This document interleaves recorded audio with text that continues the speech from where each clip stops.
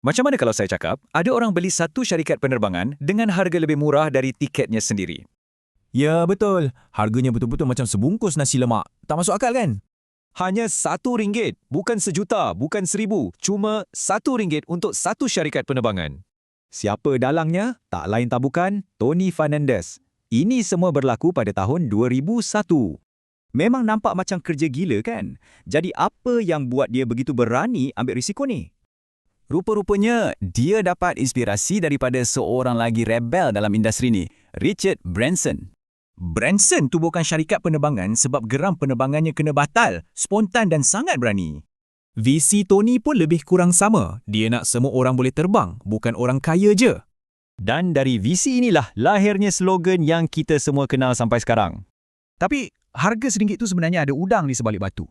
Ada satu masalah besar menanti. Sebabnya, dia bukan saja beli syarikat, dia terbeli sekali hutang sebanyak RM40 juta. Inilah ujian sebenar. Bolehkah dia selesaikan hutang gergasi ini dan jayakan impian dia?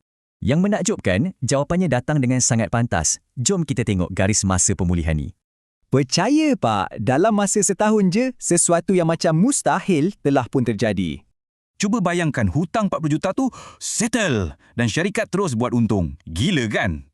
Rahasianya, strategi kos rendah. Ternyata pertaruhan besar Tony ni betul-betul menjadi. Visi dia tu bukan lagi angan-angan, tapi dah jadi realiti yang kita semua nampak hari ni. Jadi, apa pengajaran yang kita boleh dapat dari kisah pengambilan risiko yang hebat ni? Kisah ni tinggalkan kita dengan satu soalan. Risiko gila mana yang mungkin berbaloi untuk anda ambil?